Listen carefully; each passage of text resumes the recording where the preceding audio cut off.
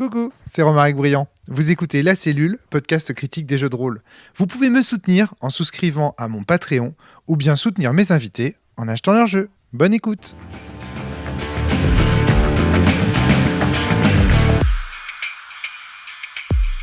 Bonjour à tous et à toutes et bienvenue sur le podcast hebdomadaire de La Cellule. On parlait du jardinier qui s'en fout, il est avec nous aujourd'hui. Globo, ça va ? Mais oui, bonjour. Mais franchement, ce jardinier qui s'en Il a fout, ta il a voix. ta voix. On s'en fout. Vas-y.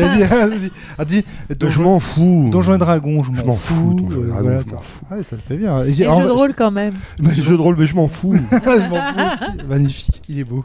Globo est avec nous, Flavie est avec nous, ça va la pêche ? Bonsoir, la pêche, la banane. J'ai ma voix de quand j'arrive gentiment T'es en bientôt octobre, malade, quoi. Ouais. en octobre et que je peux commencer à chanter du jazz. C'est ça, exactement. Salut, ça va? Géraldine, est-ce que tu chantes du jazz aussi, là ? Oui, bonsoir. Ouais, ça va, c'est pas mal. Oh, c'est beau ça. Ouais. On peut faire un moment doux, un moment soft. Ouais. D'accord. Ça y est, je suis en train de pour le podcast. non, C'est non, ta c'est faute, bien, c'est parce c'est que bien. t'as pas laissé les machins Et sur on est lesquels on avec pouvait appuyer. Sian aussi pour ce moment doux. Sian, elle peut vous faire la Castafiore. La Castafiore de Sian. Bonsoir. Et c'est vous deux, Sian et Globo, qui nous ramenez le jeu qu'on va tester ce soir. Il s'agit d'un jeu de deck building, paraît-il, qui s'appelle... A Touch of Evil Dark Gothic. C'est pas dit avec l'accent anglais. Hein, mais... D'accord, ok. Qu'est-ce que j'allais dire? Comment t'as découvert ce jeu, Globo? C'est quoi? Qu'est-ce qui se passe? Alors, le thème du jeu, on joue des chasseurs de monstres fin du 19e. Et donc, on va construire nos decks pour tuer les monstres. Et à la fin de la partie, chaque carte a une valeur, on compte. Celui qui a le meilleur deck avec le plus de valeur dedans remporte la victoire. Ok. Et moi, j'ai découvert ce jeu-là parce qu'on fait une semaine de jeux de rôle pendant les vacances, avec des gens qui font plein de jeux de rôle avec nous. Et quand on fait pas du jeu de rôle, on fait des jeux de plateau. Et il y avait ce jeu-là, et on est un petit peu fan avec Sian en ce moment de jeux de deck building. Oui, on avait notamment eu Shards l'occasion of de- Infinity. Exactement, Voilà. j'allais Un te commentaire sur Shards of Infinity ? Le seul, l'unique, le meilleur. Ah ouais, d'accord, ok. Voilà. Et du coup, c'est un autre deck building qui est sympa aussi et qui est assez méconnu parce qu'il n'a pas été traduit en français, Mais non. il n'a pas été publié en France, donc il faut l'acheter à l'étranger, bien que le jeu soit de 2014. Voilà. Et est-ce que tu connais un petit peu la team qui fait ce jeu? Alors absolument pas du tout. Apparemment, en fait, c'est une team de Kickstarter assez célèbre. On fait pas mal de Kickstarter à succès, dont, comment tu dis, le jeu il s'appelle comment? Gothic Dark. Et avant, il a un nom. Dark Gothic, A Touch of Evil. Le A Touch of Evil, il me semble que c'est un jeu, en fait, plus grand. Un grand jeu de société. Alors j'ai pas fait mes devoirs, j'ai pas fini mes recherches à ce sujet. Mais ils sont connus parce que dans leur DA, leur direction artistique, ils utilisent beaucoup d'images et de photographies qu'ils font eux-mêmes avec leurs accessoires de GN. Et donc en fait, D'accord. alors je sais pas si dans les cartes. Si, tu vas voir, ça se ressent et c'est exactement ça. Ouais, et donc ils font tout, ils font des jeux Ameritrash avec plein des grands plateaux, beaucoup de jets de dés, tu vois, des choses du genre de le premier Aurora Arkham, tu vois, le premier jeu de plateau très grand avec beaucoup de matériel, etc. Et donc ils ont fait des Kickstarter à succès monstrueux en fait. Et c'est Jérémy Klein qui me racontait tout ça. Et que lui justement il suivait cette team-là depuis très très longtemps et qu'il trouvait que leur jeu était intéressant. Même si, disait-il, c'est de l'Ameritrash, il faut aimer ça, mais voilà. Et donc je suis bien content Heureusement de que tu as découvrir. précisé ce qu'était l'Ameritrash parce que moi j'étais partie très loin. Ah ouais, on veut faire de l'Ameritrash, trop bien. Oui, c'est cette fameuse distinction entre l'Ameritrash et le jeu allemand. Il y a deux courants, voilà. Le jeu allemand ou Eurogame en général. Eurogame, ouais. Rappelle les deux courants parce que ça fait longtemps qu'on n'a Alors, pas parlé de cette distinction. l'Ameritrash, le background est important, il y a beaucoup de matériel, des figurines, plein de plateaux, etc. Ouais. Et l'Eurogame, c'est généralement des jeux un peu plus minimalistes. Abstrait. Ouais, et souvent, quand on se fout un peu de la gueule des Eurogames, on dit c'est cube en bois et, Exactement. Ouais. voilà, Ouais. et compagnie. Je sais pas si cette distinction elle vaut encore aujourd'hui en fait. Tellement les genres se sont mélangés, tellement le jeu de société a explosé dans tous les sens. Mais c'est vrai que c'était une distinction qui était très très utilisée Je me souviens que notamment on en avait parlé avec Monsieur Fall et Mops à l'époque où on avait fait le podcast avec Trick Track. C'était des thèmes qui étaient revenus. Et donc pourquoi est-ce que, à part le fait bien sûr que tu aimes le deck building et tout ça, tu as reconnu des passions rôlistes dans Gothic Dark? Enfin, il y a quelque chose qui t'a... Non, pas spécialement, Pas mais spécialement. il y a une vraie ambiance et je crois qu'en fait, voilà, j'aime bien le jeu type deck building, j'aime bien.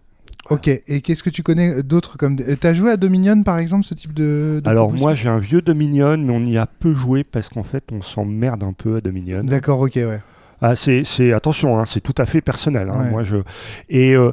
Ouais. Et en fait, il y a le fils de ma chérie qui est guide de trek au fin fond de la Patagonie, qui est revenu et qui nous a fait découvrir Shards of Infinity. On l'avait fait jouer à Dominion et il a dit non, mais avec ma copine, on joue un autre jeu de deck building, c'est vachement mieux, ça s'appelle Shards of Infinity. Et c'est comme ça un peu qu'on a mis le doigt dedans, quoi. D'accord, ok. Après, il nous a fait jouer à Clank. Voilà. Et donc Dark Gothic, c'était cet été. Ok. Pendant ma semaine de Est-ce que vacances. tu pourrais nous expliquer rapidement les mécaniques? Alors, comment ça se passe? Tu m'as parlé d'un marché au milieu de la table. Eh bien, c'est un peu le dispositif de base, il est assez semblable à celui de Shards of Infinity, c'est-à-dire qu'en permanence, il y a 6 cartes au milieu de la table qui sont à l'achat du joueur qui a la main pendant son tour. Comment on achète les cartes? Eh bien, il y a des ressources. Il y a trois ressources, une ressource de combat, une ressource d'intelligence et une ressource un peu de spirituel. Et les cartes ont des prix et c'est la combinaison de ces ressources qui va permettre d'acheter les cartes. Ok. Sian? Et comme dans Shards of Infinity, en fait, le joueur a un deck de base dans la main D'accord. avec justement les cartes, uniquement des cartes qui peuvent donner des points pour acheter. D'accord, ok, ouais. Donc au début, il ne dispose que... Alors qu'est-ce qu'elles sont ces ressources? Je vois pas tellement... Et quel lien avec la thématique de l'investigateur C'est cette ambiance. L'investigateur, des fois, il va avoir à combattre des monstres. Donc il a une ressource de combat, il va avoir à mener des enquêtes, donc il va avoir une ressource d'esprit, d'intelligence, et puis c'est un monstre, c'est un monde un peu paranormal avec des esprits, des vampires, des fantômes, etc. Okay. Et donc il a une ressource spirituelle, un peu dans l'esprit spiritualisme début du siècle, quoi. Ok. Et c'est vrai que j'ai l'impression depuis Dominion, en gros, il y a des marchés et t'achètes des cartes. C'est vraiment la mécanique principale du deck building à l'heure actuelle. Ouais, pour faire du deck building, ça revient souvent cette mécanique-là. C'est clair, parce que même le jeu de rôle, n'importe quoi, le jeu de deck building des Chevaliers du Zodiac que j'ai ici à la maison, c'est le même système, alors que ça n'a rien à voir avec les Chevaliers du Zodiac ou quoi ou qu'est-ce, tu vois, Est-ce que vous avez vu des deck building qui marchaient autrement récemment? Alors, je suis pas encore expert dans toute la panoplie des deck building, mais de ce que tu as vais fait, creuser. toi qui aimes bien justement le deck building, enfin vous qui aimez bien le deck building, là, Sian, Entre Shards of Infinity et Dark Gothic, ce qu'il y a, c'est que c'est toujours la mécanique d'avoir des ressources, ouais. d'acheter des cartes qui sont au milieu de la table, Sian. d'acheter des Ouais. cartes qui sont au milieu de la table avec les ressources qu'on a dans la main. Ouais. On défausse ensuite les cartes, etc. Ouais. Et tu peux cramer tes cartes pour affiner ton deck. Voilà, tu peux Ouais. également débattre à des cartes qui te permettent de débarrasser aussi de cartes trop basses, qui sont juste bonnes au départ, hein, mais qui ensuite ne t'apportent rien de particulier. Ouais. Maintenant, techniquement, je trouve que c'est vraiment tous les jeux de deck building, tu pourrais pratiquement les jouer avec des pions, des bouts de bois, ou tu vois ce que je veux dire? C'est-à-dire qu'en fait, ce qui est important, c'est tout le lore qu'il y a autour, tout l'environnement, toute l'histoire que ça raconte, par le biais de l'illustration des cartes. Et par le biais de, en effet, toute l'histoire, tu vas avoir en effet des gens qui sont plutôt investigateurs, tu vas pouvoir acheter des cartes qui te permettront de détruire le boss, qui vont avoir une histoire un petit peu, mais qui quelque part, la réalité, c'est qu'en fait, elles vont te donner 2 couleurs vertes, sachant que le boss doit être tué avec 3 couleurs vertes, donc il faut que tu en récupères une autre. Mais c'est vraiment toute l'histoire qui est faite autour, qui est décrite, toute l'ambiance qui est générée par les illustrations. D'accord, ouais. Qui va faire toute l'histoire Okay, et toute la grosse ouais. différence. Ok. Et Gothic Dark, de ce point de vue-là, vous le trouvez réussi? C'est aussi ouais, et l'autre intérêt, moi, que je trouve au jeu, c'est que je trouve qu'on est un peu dans le PVPVE, c'est-à-dire qu'on est en concurrence avec les autres joueurs, puisqu'à la fin, il faudra avoir le deck le plus puissant, mais l'objectif, il est commun, qui est de détruire les monstres, les boss, en fait, avant une espèce d'horloge de l'Armageddon qui pourrait nous faire perdre. Tu vois, parce que je pensais à toi qui n'aime pas jouer à plusieurs, à des jeux qui pourraient s'apparenter à des duels, c'est-à-dire des jeux où tu ponces les points de vie du mec en face. Ouais. Là, en fait, tu ne t'en prends pas directement, ou tu n'es pas obligé de faire perdre les autres pour gagner. Tu vois. D'accord, ok. Parce que oui, alors, le nom exact de ce type de processus, c'est le multi. Moi, ce que je disais, c'est le multi. C'est-à-dire typiquement, tu joues à Magic à 5, par exemple, et du coup, c'est ces mécaniques où, à un moment donné, parce qu'il y a quelqu'un qui domine, il va devenir l'homme ou la femme à abattre, et du coup, tu vas te retrouver avec le meilleur joueur ou la meilleure joueuse qui va se retrouver la cible de 4 autres personnes. Et ça, je déteste ce genre de dynamique sociale dans lequel le meilleur se fait tuer parce qu'il y a une dynamique sociale qui fait comme t'es le meilleur, on doit te faire taire. Et voilà, tu vas être le premier à mourir. En fait, à la fin, c'est celui... Finalement, c'est plus un jeu de mécanique et c'est plus un jeu, en fait. Ça devient un jeu très social où finalement, c'est celui qui a la plus belle gueule ou celui qui s'en sort le mieux dans le bagou qui va s'en sortir. Et ça, je déteste ça. C'est des jeux qui me rendent super mauvais joueur. Donc là, ça m'intéresse ce que tu dis. Sian, tu voulais ajouter un truc ? Oui, que en fait, dans Shards of Infinity, on joue très souvent à 2, parce qu'on peut aussi avoir des modes coop, etc. Et ça, je m'en suis bien aperçu l'autre fois, on a joué avec des copains, on était 4, je crois, à jouer. Et là, en effet, quand tout le monde décide, même sans se concerter, qu'il y en a un qui va tout prendre sur lui et qu'on va le démolir, c'est absolument imparable, c'est épouvantable, c'est du massacre. Et ça, on peut moins l'avoir avec Dark Gothic, dans la mesure où les cartes, t'en as en effet, qui peuvent te permettre de gêner l'adversaire, etc. Mais t'as moins ce côté, tout le monde dessus et on récupérera les os. D'accord, ok, ouais.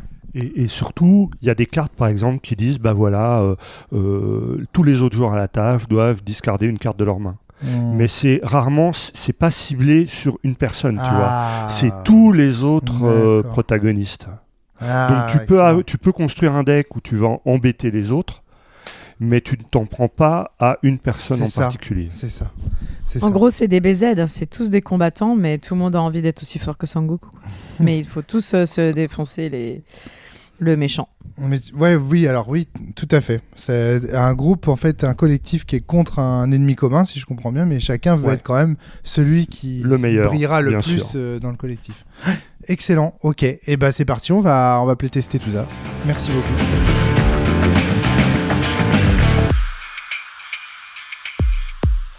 Tiens, va prendre le micro.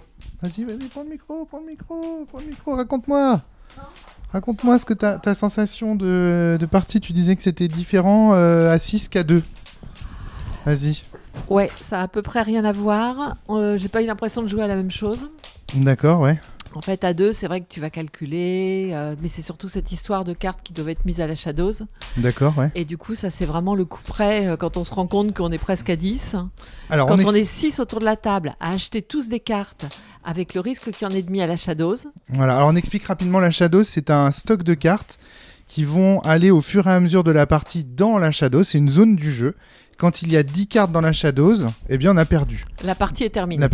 Donc si à un moment donné dans le deck, on retourne une carte qui nous fait mettre des cartes à la Shadows, eh bien ça nous approche de la fin du jeu. C'est-à-dire qu'on a tous et toutes perdu. Ça, c'est important. C'est-à-dire que c'est fini après, quoi. Donc là, ce qui s'est passé, c'est que dès le départ, on a eu une carte qui disait chaque joueur et joueuse mettent une carte de sa main dans la Shadows. Or, comme on était 6, ça faisait déjà tout de suite 6 cartes dans la Shadows, et donc on était déjà, dès le tour 1, on était déjà dès le premier mort. tour, on partait quand même nettement avec handicap. C'est ça, ce qui est hallucinant déjà, comme façon de jouer. Fly, sensation à chaud comme ça Je suis partagée. T'as plus de voix par contre, ça c'est... Ouais, j'avais prévu en début. Ouais, c'est clair. Non, alors... Il y a des trucs que j'ai trouvé cool dans le jeu, il y a des trucs que j'ai trouvé moins cool. Je pense parce qu'on est à 6, je pense que c'est un jeu qui joue max à 4 en fait. Je pense qu'on attend trop longtemps que les autres jouent en fait. Et comme il n'y a pas d'interaction entre nous, notamment parce que dès le début en fait on a tiré les cartes Shadow qui avaient 5, du coup ça devenait compliqué de vouloir pourrir les autres et tout, donc c'était pas possible. Ouais. Donc du coup, moi je sais comment je suis un peu dissipée du coup quand je m'ennuie.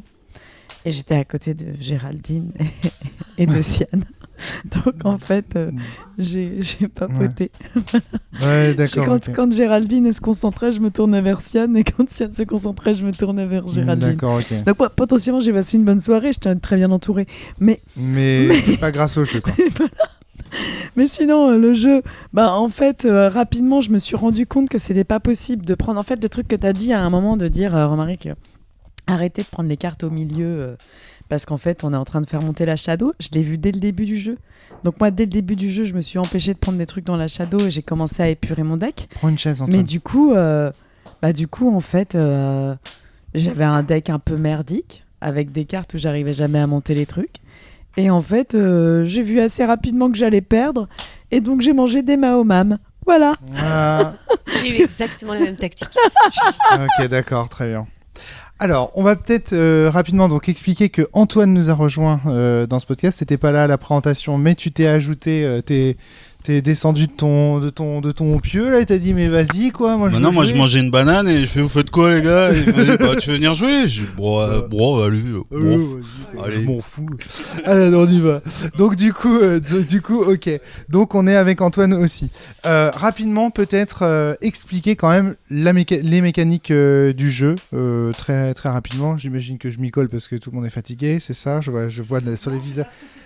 C'est toi le patron? D'accord. C'est toi qui vas t'y coller pour moi, parce que je pense que si j'explique, j'ai déjà plus de voix. Alors donc là, chaque ensuite, joueur d'abord tire une fiche de personnage. Sur cette fiche de personnage, il va y avoir les premières cartes de son deck. C'est-à-dire que sur la fiche de personnage est indiqué avec quelle carte on commence dans son deck. Sachant que ces cartes sont des ressources. On a des ressources de 3 types, des ressources rouges, des ressources vertes, des ressources bleues et des ressources jaunes.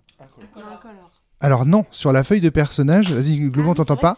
Sur la feuille de personnage, il y a une caractéristique honneur qui est jaune. C'est quoi alors du coup? En fait, honneur, c'est le nom de la carte. La carte s'appelle honneur.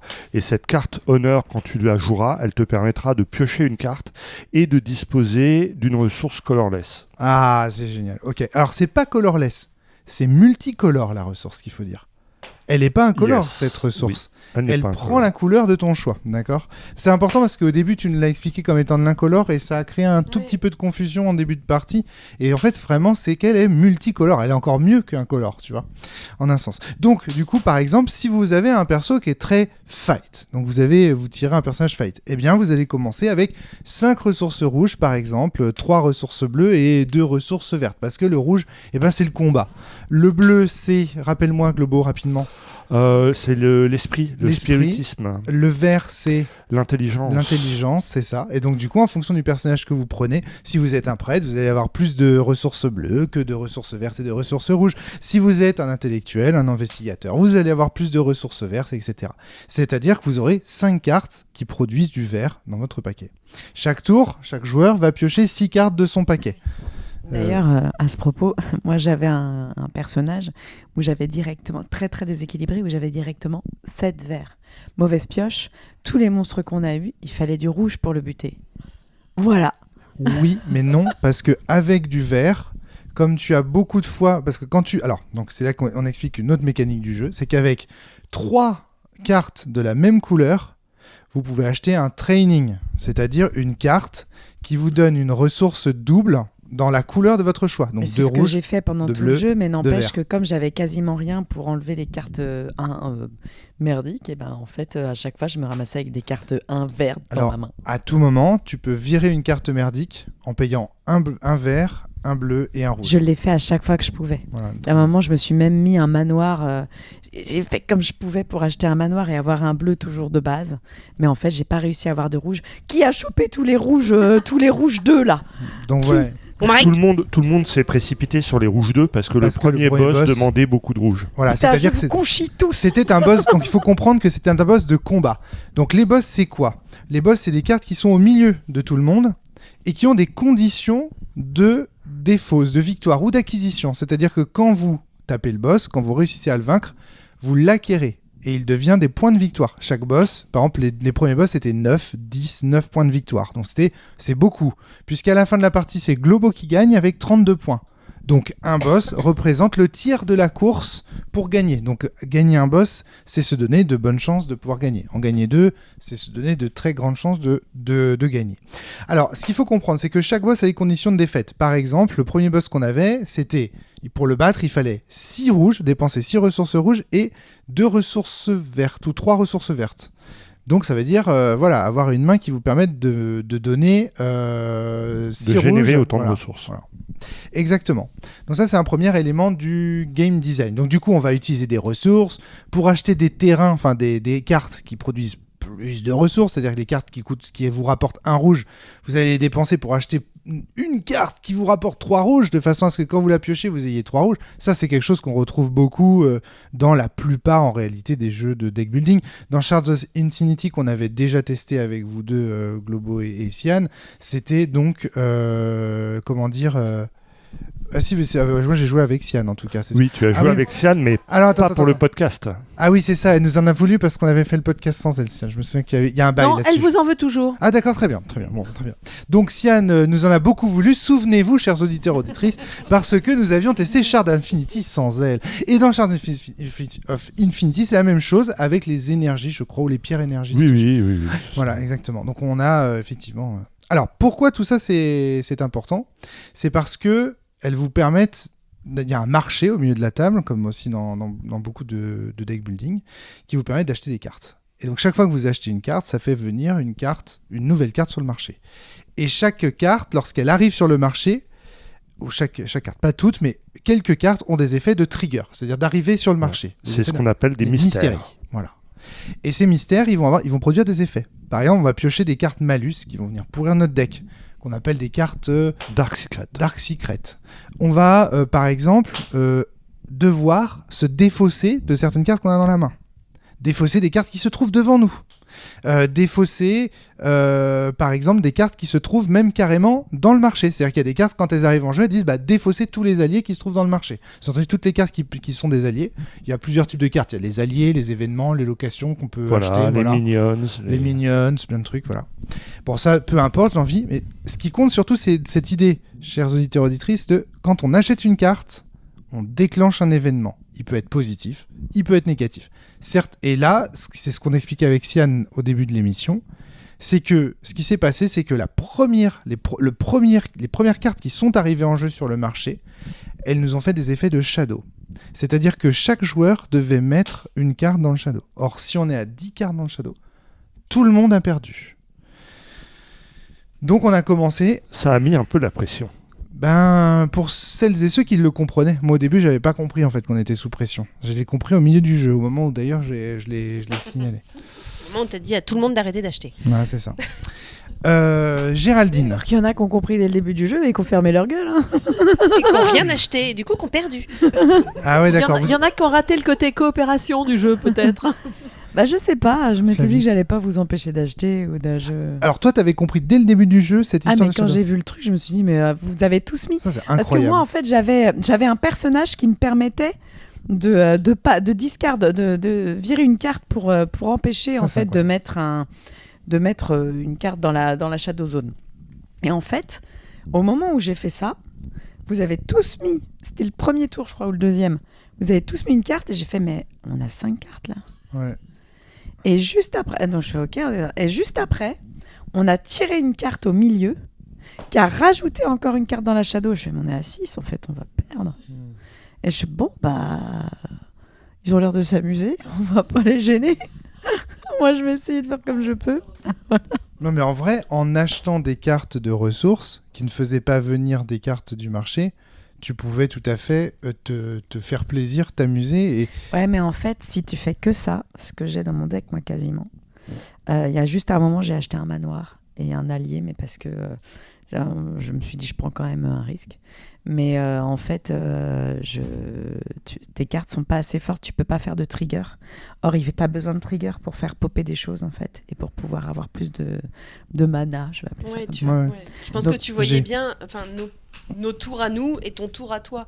C'est-à-dire que nous, on faisait bon bah ça, on met 3, on prend 2 cartes, après C'est bon. bon bah celle-là on la Attention à ton dégage, micro, bon bah c'est Géraldine. bon, Ouais, pardon. ouais, c'est bien, ouais. Alors que toi, tu faisais alors attends, je mets Je fais celle-là, un je pioche trigger, 2 je fais cartes. ça. Alors du coup, j'ai pioché 2 cartes. Donc je pose celle-là, je repioche une carte. Nous, on n'avait pas ça en fait. On D'autant piochait que jamais, j'ai on vu avait qu'il y pas de avait, j'ai vu qu'il y avait des cartes, des mignons et des trucs qui se répondaient avec des alliés. Tu peux faire des trucs de fou en fait. Des combos, ouais. Tu peux Ouais. faire des combos. Ouais. Et du coup, si tu chopes pas de cartes au milieu, comme ce que j'ai fait, bah, tu finis par passer une bonne soirée avec Sian et Géraldine. Voilà. Mais on était limité en fait, ouais. C'est vrai que du coup. Qu'est-ce que t'as pensé du jeu, toi, en termes de rythme, d'ambiance, tout ça, Géraldine? Tu partages l'avis de Flavie, je pense. Ouais, je pense. Oui. On Après, a passé une bonne soirée Mahomam, elle et moi. Ouais. Mahoam. Mahoam. C'est bonbon très sucré. trop sucré. Ouais, beaucoup trop. Mais non, après, je pense que c'est intéressant, mais effectivement, alors soit il faudrait peut-être que la Shadow, quand on est 6, dise bon bah la Shadow elle est de 15, ou enfin je sais pas, pour Toujours des bonnes idées, Géraldine. pour qu'on puisse. Non, mais pour qu'on Embauchez-la puisse. comme playtesteuse. Non, mais elle a raison, je Pour pense. qu'on puisse se dire, bon bah ok, on peut continuer à jouer avec les cartes du milieu et le Ah ouais. marché quand même, et avancer un peu, et puis du coup, en plus, comme on a chopé tous des Dark Secrets au début, moi j'en avais 4, c'est-à-dire qu'il y a un tour, j'ai pas joué. Donc, parce Ah ouais, que j'ai toi, t'en sorti es- ma Dark Secret, on m'a dit, bah vous enlevez toutes les cartes de votre main. Bon bah ok, bon bah ça c'est fait. Donc après, ah super, j'ai 2 Dark Secrets. Bon bah génial, vous enlevez toutes les cartes de votre main. Bon bah ok. Bon bah voilà, ça fait 2 tours que je fais. Ah, c'était horrible. Mais J'étais triste pour toi. Hein. Ouais, après c'est pas grave, c'est le jeu et puis ça arrive et voilà. Mais Enfin, quand même. Hein. Sacré Ging, c'est-à-dire que dès le début du jeu, on commence sur une partie. Déjà, on commence la partie, c'est déjà pas cool parce que la partie, elle est en vrai, elle est déjà vachement oppressante et donc on va pas pouvoir acheter beaucoup de cartes, donc on va pas pouvoir s'amuser comme vous avez très bien décrit toutes les deux avec les mécaniques du jeu. Mais en plus, toi, tu fais 2 tours à vide où c'est vraiment emmerdant. Donc, j'avoue que. oui, du coup, c'était un peu chiant. un peu long. Ouais. Et puis en fait, moi j'avais un personnage qui disait bah, quand vous piochez une carte, vous pouvez en piocher 2 et en défausser une. Mais du coup, à part mon manoir à part mon honneur, j'en avais un qui me permettait de piocher une carte, du coup d'en piocher 2. Bah en fait, j'avais aucune carte qui me permettait de piocher. Puisque j'en ai pas acheté, enfin j'en ai acheté 2 au milieu. Ouais.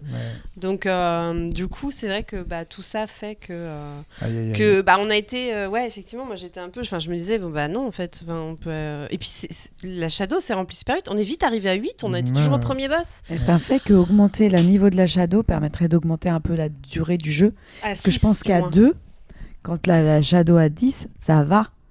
Alors que là, en fait... Oui, tu nous disais que vous aviez rarement en fait la Shadow à 10 Globo. à Rarement. 2. Ouais, c'est ça. Moi, j'ai perdu une fois avec une Shadow à 10 parce que la personne avec qui je jouais, c'est-à-dire le fils de Sian, pensait qu'il perdait et donc il a pris une carte qui lui permettait de piocher, mais il lançait l'Omen Die et s'il faisait un crâne, il balançait des cartes à la Shadow. Et en fait, il s'est fait perdre avec cette carte-là. Et après la partie, on a quand même compté les points dans le deck et il s'avère que s'il n'avait pas fait perdre tout le monde, il aurait gagné. Mais il a choisi de prendre cette carte en se disant je m'en fous, je suis dans le rouge, il va m'exploser et quitte à pas gagner, je vais le faire perdre aussi. Et en fait, eh bien, ça l'a mené, enfin, on a tous les deux perdu, mais il aurait gagné s'il n'avait pas eu cette tactique. Cette tactique étrange, ouais. Ça me fait penser au Val, tu sais, quand tu cherches à lever le soleil bêtement, alors qu'en fait, t'avais la game, quoi. Tu voulais ajouter un truc, Sian ? Je te voyais demander un micro. Oui, ça rejoint ce que je disais également, à savoir que ça fait partie du jeu, c'est très très difficile de savoir où on en est. Tout à fait, tu l'as dit dès le départ. Ouais. C'est vrai que c'est pas évident. On n'a pas le droit de regarder son deck. Hein. À tout moment, on n'a pas le droit de regarder son deck et de le remélanger. À un moment donné, je me suis posé la question pour faire des stats. Ouais, Rome, il a sorti la feuille Excel, il a fait les stats en pleine partie, il a essayé d'optimiser à mort, c'était impressionnant. Ouais, j'ai adoré. Franchement, j'ai kiffé ça. J'aime bien. C'est-à-dire que tu peux toujours compter tes points pendant la partie Voilà. si tu veux, mais de toute façon, ça te dira pas où en est l'adversaire. Non, tout à fait, ouais. Mais moi, j'ai saisi l'opportunité d'avoir qu'une seule carte que je connaissais. Je savais ce que c'était. C'était la location que j'avais achetée, donc le lieu que j'avais acheté. Donc je savais que c'était ça qui me restait à la fin, et donc je savais tout. Je pouvais regarder avec ma défausse et ma main, effectivement, et calculer mes statistiques pour savoir ce que j'avais dans les cartes. Toi, ça t'a fait pitié, ça, Antoine, j'ai l'impression, quand j'ai commencé à faire ça. À faire ton fichier Excel au crayon à papier, ouais. Non, moi, globalement, je me suis un peu ennuyé. Bon, ça a dû se voir. Hein. C'est un vieux jeu de 2014, ça se sent. Shadow of the Brimstone. C'est les créateurs de Shadow of the Brimstone. Donc, ceux qui ont joué à ce jeu savent. Ils savent. Vous savez. Nous sachons. C'est un peu chiant comme jeu, quoi. Faut se le dire. C'est écrit sur Board Game Geek. La meilleure façon de jouer au jeu, à 3. C'est sur Board Game Geek, toujours t'as un retour des joueurs et tout ça. Donc à 3. Après, moi, je trouve que c'est pas du tout un jeu de coop. Ça devient un jeu de coop quand t'es en position de gagner et que t'as besoin des autres pour gagner. Mais un jeu de coop, c'est quand chacun de nous a les éléments et qu'on doit on doit se mettre ensemble pour gagner contre le jeu. Là, c'est pas ça. C'est pas un jeu de coop. Toi, Romaric, t'as cru que c'était un jeu de coop parce que t'étais en position de gagner. Tu voulais gagner toi. Et t'avais besoin de nous pour pas qu'on fasse perdre. Bah si. Non. Attends, parce que j'ai plus de micro là. Je suis entièrement d'accord. Hein. Attention. Et c'est juste que du coup, je trouve ça intéressant en fait. Mais c'est pas un jeu de coop. Pour moi, c'est un jeu à l'allemande. Pour moi, c'est pas du tout un jeu de coop. Ça ressemble à Agricola mais avec des cartes. C'est ce que j'appelle la coopétition. Au lieu de mettre des pièces sur le board, qui sont à soi, sur son board, on met des cartes. Voilà. Et il y a de la RNG puisqu'il y a de la pioche. Donc il y a du hasard, voilà, et on va essayer. De la RNG. Random Number Generator. Non mais rejoins l'éducation nationale, mec. C'est le moment des signes. Mais c'est quand on joue aux cartes, la RNG, tout le monde connaît. Les gros cartes, les joueurs de cartes, ils connaissent. On connaît. Les puants des jeux de cartes. Les puants qui font des tableaux Excel. Parce qu'il fait des tableaux Excel. C'est ça. Quoi. J'ai fait un tableau Excel pour mon deck, RNG. les gars. À Suali, il y a un taux de drop. C'est exactement ça. Mais lui, il est marrant parce qu'il se moque de tout ça, mais il est pareil. Hein. Et une fois, je t'ai vu te moquer des gens qui aimaient les cartes premium, mais il a que ça dans ses paquets de cartes, que ce soit à Magic ou à Dragon Ball Super Card. Alors, te fous pas de ma gueule, hein, Actually, t'es pire que ce que tu décris. Bref, toujours, moi je suis d'accord entièrement avec Antoine. Pour moi, c'est un jeu de coopétition. Et effectivement, c'est au moment.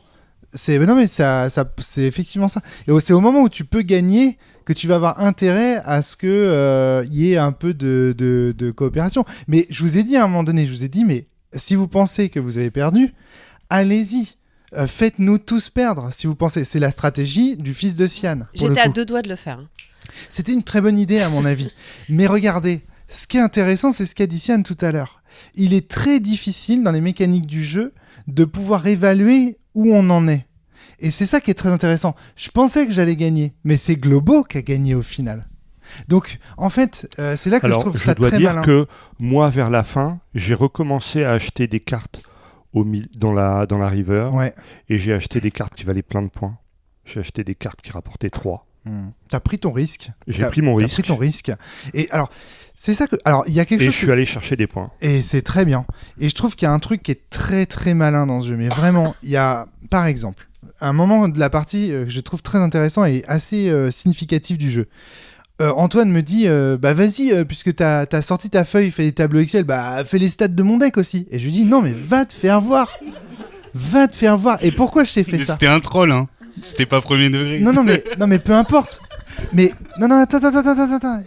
Tu rigoles, mais si vraiment c'était ça, d'abord il y aurait un effet leader. Ça veut dire qu'à un moment donné, il y a quelqu'un qui pourrait faire les stats de chaque paquet et commencer à donner ses ordres et à dire aux gens, là, à mon avis, il faut que tu prennes cette carte-là, il faut que tu prennes celle-ci. C'est pas possible.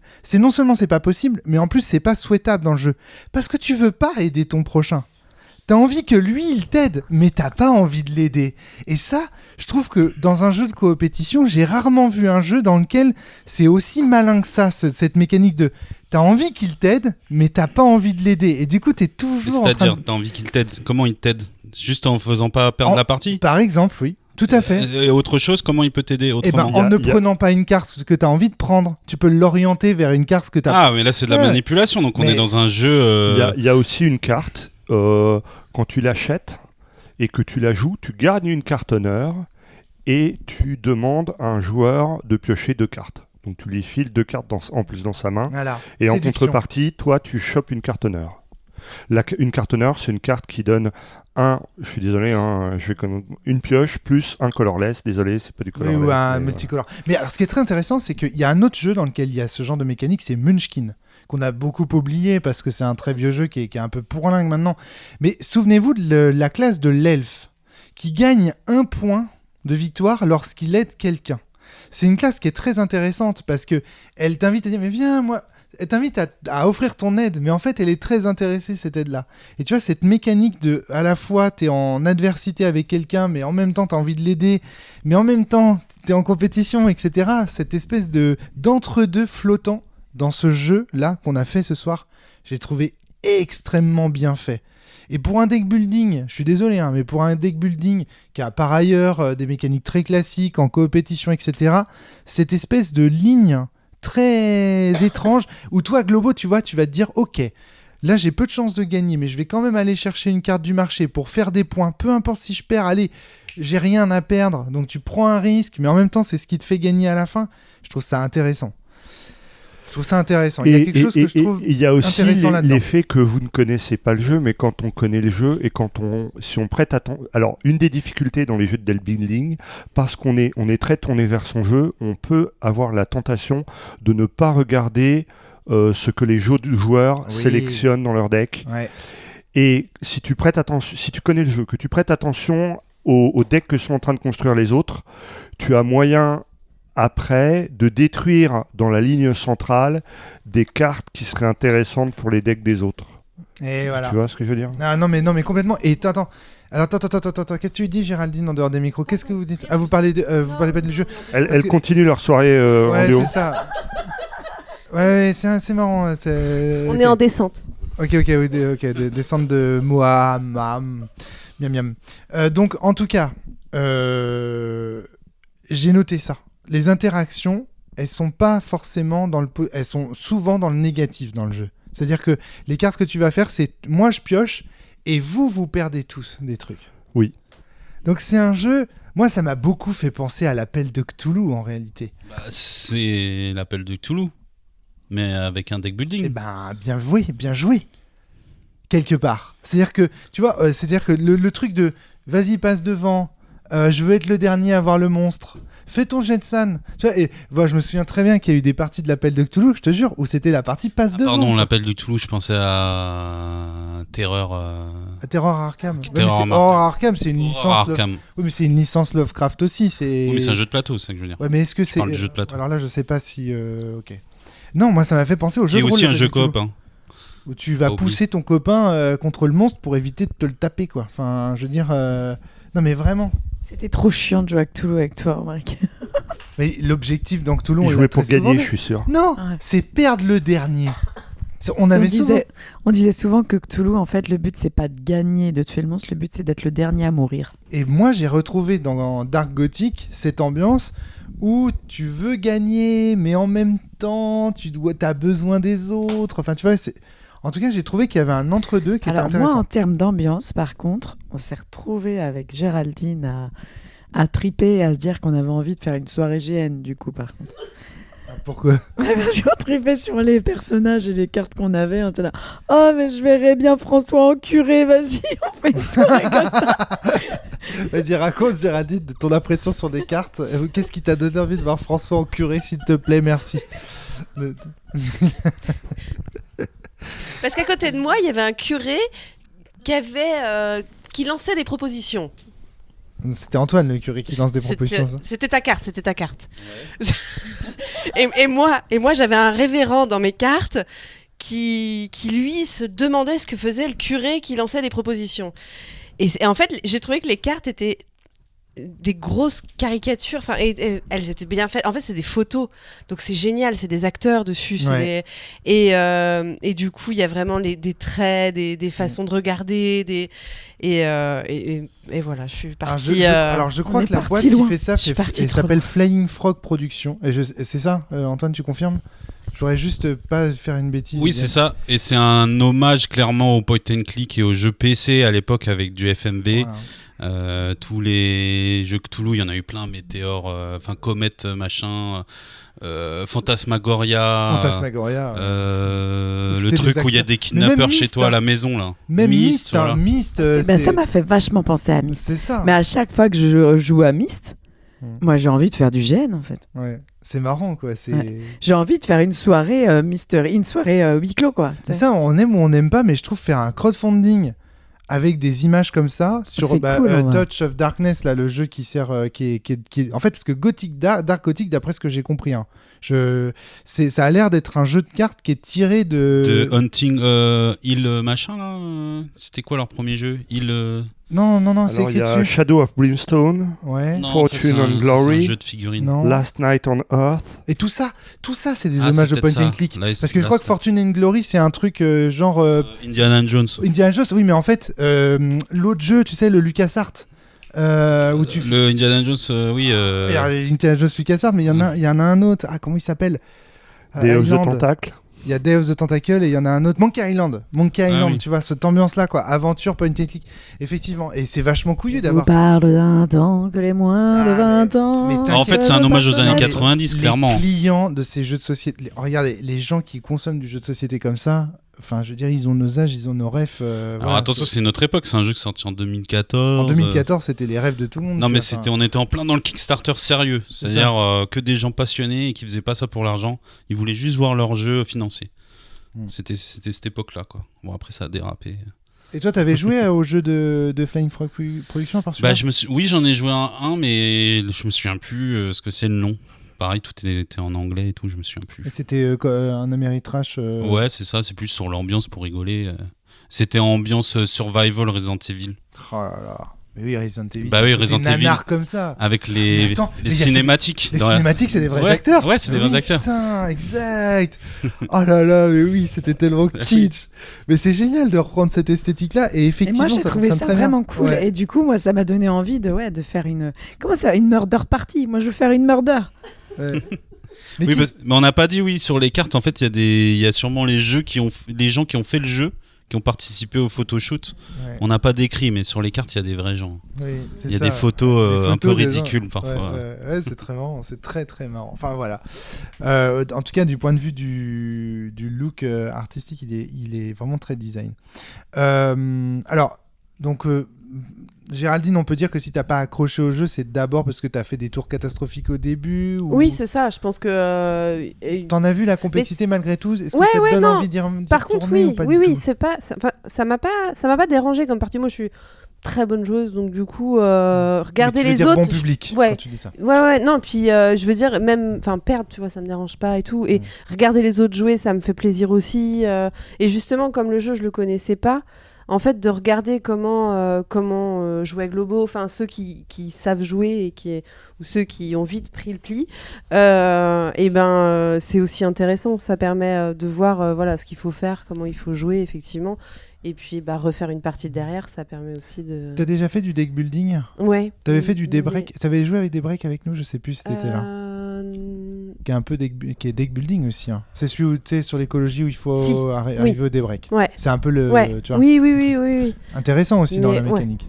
Et pour le coup là, on s'était pas ennuyé parce qu'il y avait Non, plein de cartes Il y avait mécaniques. plein, ouais, c'est ça. Oui, oui, c'est ça. Après, ça dépend, mais Par rapport à des breaks par exemple. Attends, qu'est-ce que vous dites? on a fait l'ambition des rois, qui est un mini-jeu de deck building en 20 minutes. Mais du coup, c'est pareil, on a des petites ressources et des petits poulets. Ouais. Ils sont très bien faits. Et donc, tu dépenses des ressources pour acheter des cartes. C'est pareil, en fait. Enfin, c'est vraiment la même mécanique. Pour le coup, tu as le marché au milieu. Ouais. En début de ton tour, tu peux dépenser des ressources pour acheter une carte. Ensuite, tu combats ton adversaire qui est en face. Alors l'adversaire, est-ce que c'est un joueur ou une joueuse? Ça se joue à deux. Donc, Ah, tu combats ton d'accord. adversaire en face. Et dès que tu l'as combattu en retournant tes cartes, tu peux racheter quelque chose sur le marché Et du coup là, il y a qui de te la... donne des. Et du coup là, il y a de l'interaction parce qu'on Ouais. combat contre l'autre Ah bah joueur. oui, c'est ça. Oui. Et puis ça se joue qu'à deux. Enfin, tu vois, puis c'est vraiment un jeu rapide. Donc, ça nous fait bien marrer. du coup. Parce que je pense pouvoir dire que vous deux, Géraldine et Flavie notamment, c'est le manque d'interaction aussi qui vous a un Ouais, peu c'est ennuyé, ça. En fait, je pense que c'était peut-être trop long. Et c'est pas fait pour jouer à 6, clairement. Non, je pense que. C'est ouais, fait pour jouer à c'est 4, ça. je pense. Oui, Tu trois ou m'as quatre, dit, du Globo, coup. qu'il y avait une extension du jeu. Oui, il y a une extension. Ouais. Est-ce qu'ils ont intégré, par exemple, de pouvoir jouer à 6, mais avec un traître? Parce qu'à mon avis, à 6, il faut que quelqu'un ait un objectif qui est à oui. contre-courant. Alors, Et là, ça devient marrant. j'ai pas l'impression. J'ai l'impression que l'extension, elle est dans la continuité. Par contre, dans l'extension, donc il y a plus de cartes dans le deck de départ. Il y a des nouveaux héros. Il y a des nouvelles mécaniques. qui vont ajouter à la shadow, donc qui vont faire monter la pression, des nouveaux boss. C'est pour ceux qui ont fait le tour un peu, quoi. Ouais. Il n'y a pas de nouvelles mécaniques. Alors moi je l'ai pas l'extension, j'ai fait une partie cet été avec, et donc c'est ce que j'en ai perçu, quoi. Mais je saurais pas en dire plus. Voilà. Par contre, par rapport à l'autre jeu de deck building qu'on appréciait, nous, qui est Shards of Infinity, c'est un jeu Dark Gothic. Quand tu commences à attraper les bonnes cartes, tu as vraiment beaucoup de combos qui se mettent en place. C'est ce que Romaric avait. Tu vas piocher dans ta défausse, tu vas piocher dans les défausses des autres. Tu commençais à avoir tu ça, en tout cas. Tu vas échanger des ressources contre des autres, etc. etc. Et c'est vrai que à 6, ça dilue beaucoup tout ça. Est-ce que... moi, je pense qu'il y a un effet vicieux de jouer à 6, c'est que du coup, t'as peur de prendre trop de temps et du coup, tu te dépêches. Tu joues trop vite. Est-ce que quand tu as joué à 2, à 3, à 4, est-ce que vous prenez plus de temps ? Non, ça dépend vraiment ça dépend vraiment des joueurs. Et il y a aussi l'effet quand tu connais les cartes, tu perds moins de temps. Quand tu connais les jeux, enfin, il y a vraiment une courbe d'apprentissage du jeu qui fait que plus tu connais, plus tu l'autre, quoi, aussi. Et le fait que les cartes soient en anglais, même quand on est relativement fluent, enfin moi je sais qu'à chaque fois je relis l'effet qui est sur la carte, et ça prend du coup plus de temps. Pourtant les cartes sont assez simples. Ouais, mais je trouve que... Ou alors peut-être parce que j'ai plus d'affinité pour Shards of Infinity. Pas facile à dire. Ouais, c'était joli, c'était un bel exercice de diction. Je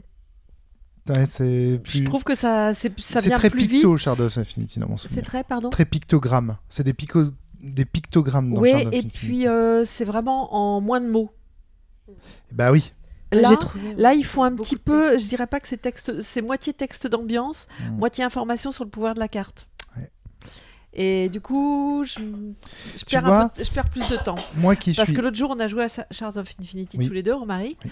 Et c'est vrai que c'est ce que j'ai dit avec Globo, la vitesse à laquelle tu joues, c'est toujours impressionnant. Et moi, je me suis complètement calquée sur ta vitesse et on peut y jouer très très vite. Ouais. Moi, je trouve ça agréable et très aussi. Correctement, ouais. Mais tu sais, c'est comme aux échecs, les speed parties, en fait. Parce que souvent, les gros cerveaux, ils réfléchissent des heures, etc. Et souvent, quand même, la montagne est la couche d'une souris, quoi.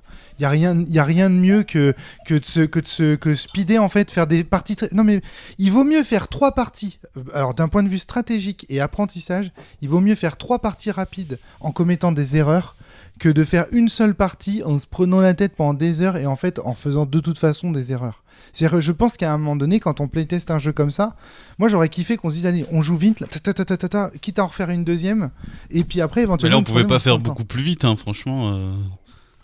Non, parce qu'il fallait qu'on apprenne les règles. Il y a une période d'apprentissage. Ouais. Il y a quand même plein de micro-règles. La troisième ronde, on était OK, quoi. Ah bah, clairement, ça allait hyper vite. À la fin, j'ai trouvé que les tours de jeu allaient... Et d'ailleurs, parce qu'on n'achetait plus au milieu. D'autant plus que Fly et Géraldine jouaient quasiment pas. Je peux te dire que ça a accéléré. Finalement, vous jouiez à 4. Ok, peut-être. Non, mais du coup, c'est moi, je lisais même plus les cartes. Mais le fait d'aller trop vite fait que t'es déjà en train d'analyser ta main suivante pour ton prochain tour et tu regardes pas ce que font les autres parce que ça va trop vite. C'est pas vrai. Justement, je trouve pas. Je trouve que tu gardes la concentration d'observation, d'être là. Quand ça joue vite, en fait, tu vois bien ce que font les autres. Il n'y a pas de perte de temps. Parce que les problèmes des gens aussi qui passent du temps à réfléchir, c'est qu'ils sont toujours là. Alors, je dépense 2 verts, 1 rouge, 1 bleu. Ah non, attends, je reviens en arrière. Non, mais c'est illisible, en fait. Vas-y, quoi. Fais ton action, en fait. Enfin, moi, c'est ça aussi, c'est que il faut jouer vite, en fait. Je suis désolé, je vais faire le vieux. Il faut jouer vite à la belle. Non, mais tu me fais rire, mais moi, en fait, j'ai lâché l'affaire de vous regarder jouer aussi. C'est horrible, je me fais l'effet de la nana qui a vraiment fait sa rageuse, mais c'est juste qu'à un moment, en fait, je vous regardais jouer et je regardais au milieu, j'étais là, je ne peux pas... Normalement, j'aime bien regarder les autres jouer parce que ça me permet d'avoir un peu de lisibilité sur ce que je vais faire après et tout. Et en fait, au bout de 2 tours de jeu, j'ai fait, mais de toute façon, ça me sert à rien. Je peux pas avoir de visibilité sur ce qu'il y aura au milieu, sauf à partir du moment où du coup, on a arrêté d'acheter au milieu. Et donc, du coup, en fait, je me suis dit, j'ai aucune visibilité sur rien, ça me sert à rien. Sian, Géraldine. Alors non, je suis désolé. Là, je suis désolé, mais c'est pas vrai. En fait, quand vous piochez votre carte, vous avez déjà une visibilité sur votre main. Vous savez quelles sont les ressources dont vous disposez. On parle du marché tout le temps, parce que c'est les cartes C'est les le plus cœur du jeu, bling-bling. quoi. Oui. Non mais en vrai, le cœur du jeu, au départ, c'est surtout d'acheter des ressources qui valent 2 et de cramer des ressources qui valent 1. Et donc, je suis désolé, mais on dit le marché. Le marché, c'est combien de cartes, Lobo ? Il y a combien de cartes dans le marché ? Il y en a 6 en Il y en a permanence. 6. Ouais. Bon, les cartes de ressources, que ce soit ressources multicolores, rouge, vert, il y en a 5 ou 4. Il y a 4 ressources seulement. Les cartes à 2, les cartes qui valent 2 de chaque 3. ressource. 3. 3, donc ça fait déjà Il y a 3. rouge, vert, bleu. Et il y a une carte fixe dont on n'a pas du tout parlé, on a vaguement évoqué en début du podcast, mais c'est celle qui dit pour un rouge, un vert, un bleu, vous cramez une carte. Donc ça fait que le marché est composé de 6 cartes, mais en réalité, il y a 4 cartes qui sont là en permanence. Donc parmi les options en fait qui se présentent à vous, il y a en fait 10 options. Et sur 10 options, il y en a 4 qui sont toujours identiques.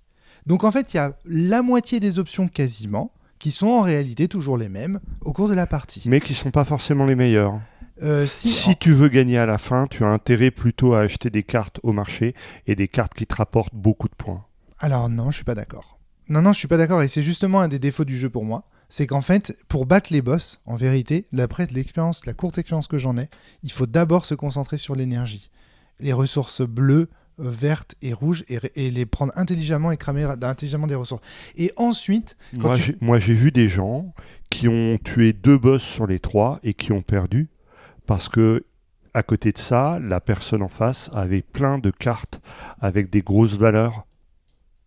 Et finalement, tu vois, si tu achètes 3 cartes au marché qui te rapportent 3 points, c'est comme si tu avais réussi à vaincre un boss qui t'en rapporte 9. Non, mais ça, je suis d'accord avec toi, Globo, bien sûr. Bien sûr qu'il ne faut pas négliger le marché, puisqu'il représente 6 dixièmes des options du jeu. Donc, c'est important de ne pas négliger le marché. Mais ce que je veux dire, c'est que les tours sont quand même à 50% prévisibles en réalité. Tu as quand même une partie... Donc, tu as quand même des options. Fondamentalement, moi, je pense que c'est surtout que les enjeux du jeu te plaisent pas, Flavie. T'as pas envie d'avoir un deck... Est-ce que t'aimes vraiment les jeux de deck building, tu vois ? Je pense qu'il y a une vraie question à se poser là-dessus. Si, Ouais. si, il n'y a pas de souci. C'est juste que... Quand ça raconte pas une histoire, vraiment ? je préfère toujours quand ça raconte une histoire. Mais non, je pense que là, on était trop nombreux pour moi, en fait, pour ce jeu. Point. Okay, ouais. Je pense que ce jeu-là, à 3, je vais être folle. Je vais être debout tout le temps, là, à regarder ce qu'il y a sur la carte, en train de faire « Non, je voulais prendre cette carte-là, tu la laisses tranquille, je te file un poulet. » On parle toujours du... poulet, oui, je sais. Nous, on n'avait jamais testé à 6 non plus. Hein. Ouais. Nous, Et je pense qu'à au plus 3, nombreux, on a joué à 4, et à 4, ça va. Et à 3, je suis sûre, c'est pour moi. C'est juste que là, c'était trop long. Okay. Enfin, je me connais. Enfin, là, juste... Il y a des moments où moi, quand Flavie pas toujours entertained, Flavie fait n'importe quoi. Ok. Moi, j'ai trouvé ça vraiment très intéressant du bout en bout, en fait. Je partage pas du tout votre opinion sur le jeu. C'est génial parce qu'en on parle pas du vieillissant, même endroit, Romaric. Ouais. Enfin, je te l'ai dit tout à l'heure Vas-y. hors podcast, mais c'est parce que t'as pas beaucoup d'expérience dans les jeux de plateau, peut-être aussi. Mais ça, c'est un jeu basique, tout basique. Hein. Ça, c'est vraiment, on sent que même on est en 2009 quand ils l'ont réfléchi, ce jeu. Mais vraiment, mais je veux pas être méchant. Mais le marché du jeu de plateau a évolué en 10 ans, mais comme jamais, quoi. Enfin, il y a 300 jeux qui sortent par mois. Là, on a une époque où il y a 10 jeux qui sortent par mois. À l'époque, il y a Tigre et Euphrate, Pandémie. Tu vois, t'as quasiment rien. T'as les premiers jeux de Bruno Catala. Alors, en coop, hein, je parle de la coop. Ok, mais En coop. je te dis, Daybreak, déjà, c'est un jeu moderne de deck building qui fonctionne très très bien. Et on l'a dit tout à l'heure avec Géraldine, il est 100 fois mieux que Gothic Gear. Je prends pas le jeu. Et écoute, récemment, on nous a quand même sorti Saint Seiya deck building. Quoi. Je veux dire. Oui, mais ça c'est du merch, ça. Ouais, c'est qu'on l'acheter. Ouais, c'est. Bah, c'est ça. Clair, parce que tu sais qu'il sera en rupture. D'ailleurs, ce jeu, on peut le trouver ou pas, ce jeu-là, Dark Gothic? Ouais, si tu le commandes. Alors, on le trouve pas trop en France. Ouais, mais sur Internet, si tu le commandes sur Internet, sur le site de 50 l'éditeur, balles, voilà. Ouais. Donc ils vendent encore, ils existent encore. Ouais. Okay. Ah oui, Flying Frog Productions, j'ai été sur leur site il y a quelques minutes là pour voir justement. Et tu vois la liste des jeux et tu fais je voulais en citer quelques-uns, j'en connais aucun. Enfin, de nom, de réputation, etc. Mais voilà. Bon, ok. Très bien. Donc, aucune sensation particulière à débriefer. Un dernier truc peut-être. Alors, c'est rigolo. Moi, c'est un jeu que j'aime bien. Ouais. Et j'ai dû, enfin, les premières parties qu'on a faites avec toi et avec Yann, j'ai dû enchaîner 6 ou 7 défaites, quoi. Et pourtant, j'avais envie de continuer à jouer. Voilà. C'est combien de temps de partie à 3-4 le temps de jeu? Je sais pas, 1 heure. 1 heure, ouais, ça Ouais. va. Ok. Après, ça dépend aussi beaucoup de est-ce que c'était partie de début ou est-ce que tu maîtrises le jeu, quoi. Voilà, au début, il nous fallait plus de temps parce qu'on était vraiment le nez sur chaque carte, voilà. Ouais, moi j'ai trouvé qu'il y avait des mécaniques intéressantes. Les mécaniques de prise de cartes qui viennent te pourrir ton deck et tout ça. T'as vu ça Ah beaucoup oui, les dans dark, deck building Dans le deck building, les Ouais, cartes, ouais. Ouais. Ouais, Dans quoi par exemple? Je sais pas. Bah, j'aime bien. moi, je ça, conseille les aux mécaniques. gens, ceux qui aiment le deck building un peu comme ça, et en coop, mais avec un peu de compète, jouer à Mage Knight. C'est un banger, c'est le number one. C'est un jeu de plateau, fantasy, et on fait son deck building, et on peut faire des campagnes, de la coop, du PVP, du PVE, on fait ce qu'on veut, c'est full deck building. C'est magistral comme jeu, magistral, je conseille à tout le monde. Ok, ça m'intéresse beaucoup. Faudra le sortir. Ouais. Mage Knight. Ok. Et c'est sorti quand ça? C'est Il y a récent? 10 ans. Ok, ouais, c'est plus moderne déjà. Mais c'est sorti en France il y a peut-être il y a 5 ans, quoi. Qu'est-ce que tu dis? C'est un peu comme Dark Gothic, on voit que c'est un jeu d'il y a 10 ans quand même. Alors Mage Knight, c'est un gros... Le mec qui a fait Mage Knight, mais je me souviens plus de son nom, c'est un très très connu, un ponte du jeu de plateau. Un américain ou Un polonais, je crois, ou un tchèque. Ah, Knavil. Non, d'accord, un truc ça comme me dit ça. quelque chose, ouais. Ok, je vois le genre. Bah écoute, ça à tester du coup. Et c'est pareil, t'as des cartes négatives comme ça qui viennent te pourrir ton deck. Ouais. Non, mais souvent dans les jeux de deck building, il y a des trucs négatifs. Mais souvent les jeux de deck building, c'est quand même de la compète. Hein. Il n'y a pas de coop, quoi. Je réfléchis. Ouais, c'est étonnant. Le but, c'est d'avoir la plus grosse pile de cartes. C'est ça, moi, c'est le meilleur deck. Le meilleur deck. Non, je sais pas. Après, dans l'ambiance Cthulhu et tout, tu voulais ajouter Alors quelque si, chose? nous on a joué à Hogwarts en deck building. Hogwarts Legacy. Non, le jeu Harry Potter et pour le coup en deck building. Et là, on est en coop vraiment puisqu'on joue donc un des protagonistes et on se bat contre les forces du mal. On a des lieux. Et si on arrive, enfin si les 3 lieux sont passés, en gros on a perdu, et qu'on n'a pas tué les méchants, on a perdu. On fait toutes les années. Notre deck va évoluer au fil des années en fonction des cartes qu'on va acheter aussi en fait sur un espèce de marchand. On a des cartes force du mal qui vont tomber à chaque tour. Mais alors, qu'est-ce qui fait que c'est coop? Parce qu'on se bat tous contre le méchant. Mais est-ce qu'on peut s'échanger, céder? Tu vois, moi j'utilise une énergie Alors pour oui. boost, voilà.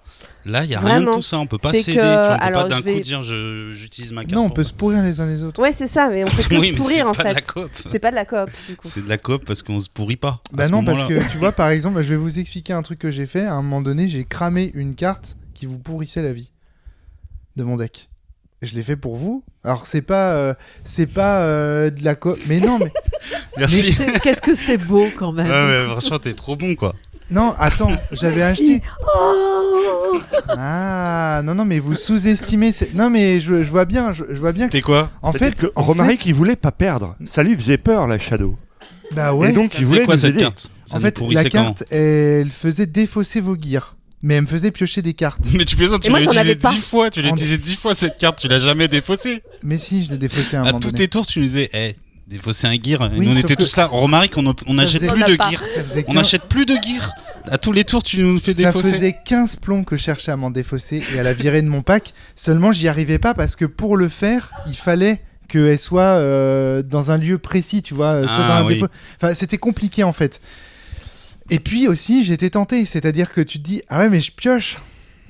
Et les autres, ils défaussent des gears. Et donc, il y a un moment donné où j'ai fait un sacrifice qui est passé complètement inaperçu apparemment, puisque vous en avez rien à foutre. J'ai Mais en compris. quoi, Tu nous en as pas parlé non plus. toi Bah, si je l'ai dit à un moment donné, mais personne n'écoutait. Bah, ça m'aide parce que j'aurais pu choisir de garder cette carte pour piocher une carte. Est-ce en que fait. c'est le moment où je discutais de François en curé? Tu vois? Parce que ça explique Et pourquoi tu fais le choix à un moment donné de. Il y a un moment donné où elle est dans ta main et tu fais le choix de la cramer dans ta main sans piocher parce que tu te dis c'est l'occasion de la cramer et pour arrêter de pourrir les autres. Et tu te dis bah, c'est bon, j'ai plus besoin de piocher tant que ça. Et tu vois, il y a des choix comme ça que tu fais. En fait, c'est un jeu, je trouve, qui est un. Ah, je sais pas comment. C'est-à-dire que oui, c'est pas un jeu de coop comme tu le dis où on s'entraide. Mais c'est un jeu de coop où à un moment donné, on coopère parce qu'on choisit d'éviter de se pourrir. Et en fait, quelque part. Mais oui, mais si, en fait, quelque part, ce jeu, il émule le jeu d'horreur. Je vous rappelle qu'on est dans un truc de... L'objectif du jeu, c'est d'émuler un style de survival horror. Et c'est américain, donc dans le survival horror américain, les Américains, parce qu'ils ont une vision de l'humanité qui est délétère et détestable, à savoir, ils pensent qu'en cas de situation horrifique, on va tous se bouffer les uns les autres. La coopération pour eux dans un jeu d'horreur, c'est déjà de songer au fait de ne pas se pourrir les uns des autres quand on est face à une situation horrifique. Et donc en fait, le jeu, il parle de ce type de coopération-là, qui est de savoir, en fait, se dire, cette fois-ci, ce tour-ci, on va arrêter de se pourrir la gueule. Tu vois, malgré tout, il y a eu un moment, quand j'ai tapé du poing sur la table, j'ai dit, arrêtez, on arrête tout, arrêtons de se taper sur la gueule et luttons contre la menace. Il y a eu un vrai moment de film d'action américain à la... Mais si... Mais Alors parlons-en, Alors, vas-y. Parlons-en à cœur ouvert. Moi, je Vas-y. trouve qu'au moment où t'as tapé sur la table, t'as créé un froid. Il y avait un avant et un après. Il y avait une partie qui était avant ce moment-là, qui était complètement différente de ce qui s'est passé après.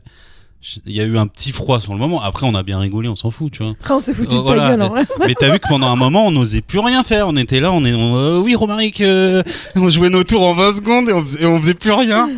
Et après, t'as vu qu'à la fin, on s'en foutait un peu. On a continué à racheter dans le marché. Exactement, Globo, il a snaké, il a Eh oui. continué Il à a pas acheter. snaké. Mais il y a eu Je cite, C'est pas... bon, je sais, Romaric, il a dit qu'il fallait pas, mais... Ah oui, c'est Tant ça que pis. t'as dit. Romaric, il a dit qu'il fallait pas, mais allez, j'y vais. Oui, mais Romaric, c'est pas le leader au sens où il faudrait suivre ses ordres, puisqu'on est en compétition. Donc c'est ça qui est Oui, mais t'es intéressant. intervenu en mode Malgré coop. tout. En mode, les gars, maintenant on déconne plus, ok? Moi je veux gagner. Et Même si pas en je- mode coop, pour en mode gagner, il chef. faut que vous arrêtiez de chier dans la colle, ok? Alors, Non, c'est pas ce qu'il a dit. Il a dit, à cause de vous, on va tous perdre. Oui, c'est ça. Est-ce Dont que- moi. Mais est-ce que c'est pas l'essence même du survival horror pour les Américains? Regardez les séries en fait américaines sur ce Si. thème.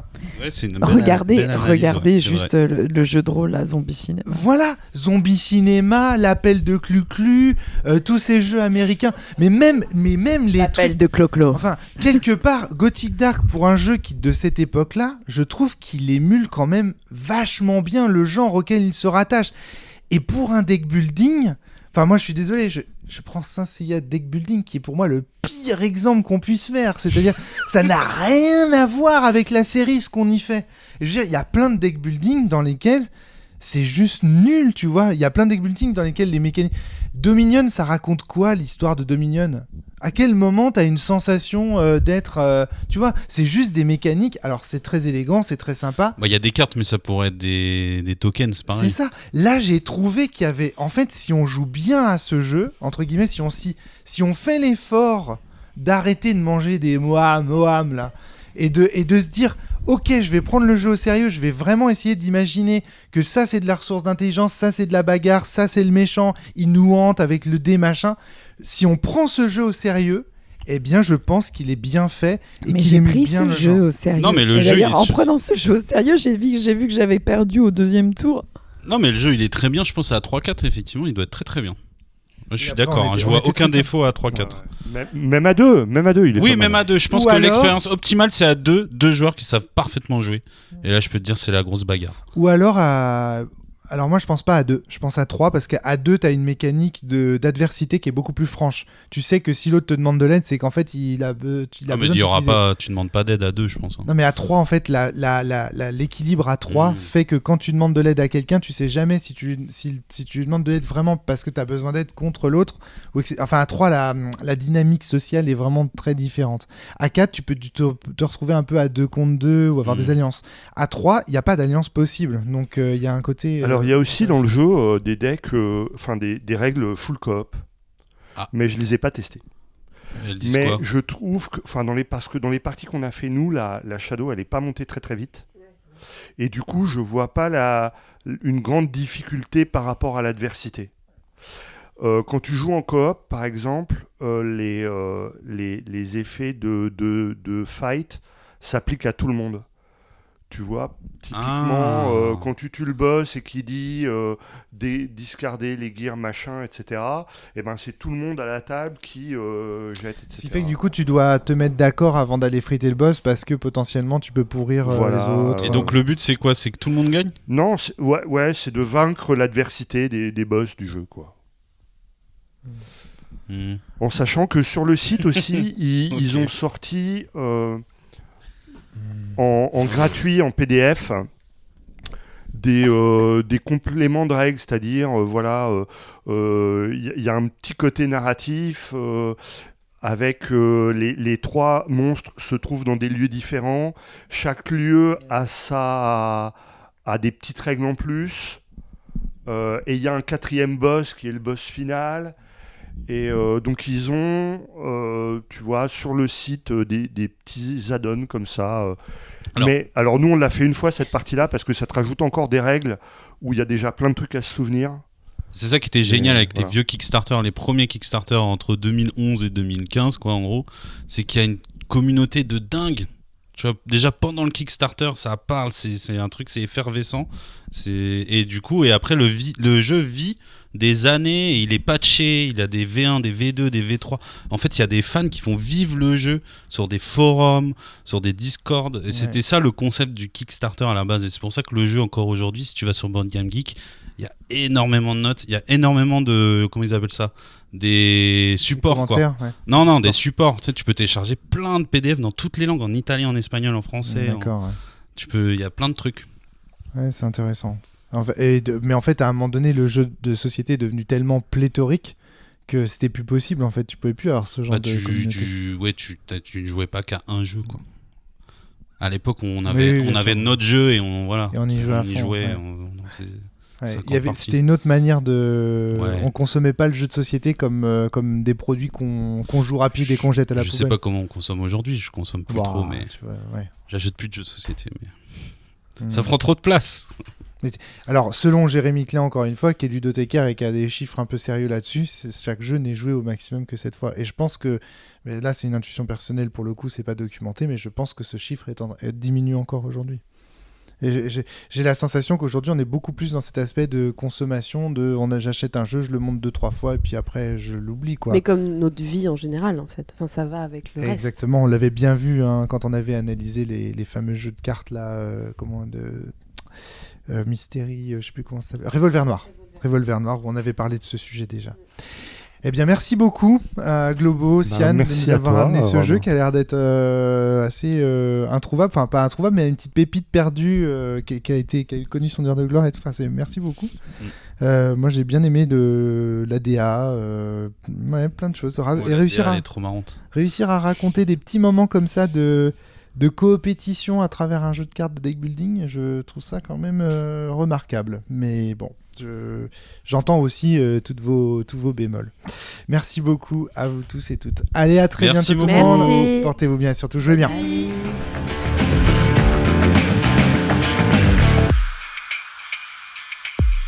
Voilà, c'était le podcast de la cellule. S'il vous a plu, n'hésitez pas à le partager sur les réseaux sociaux, à vous abonner. À très bientôt.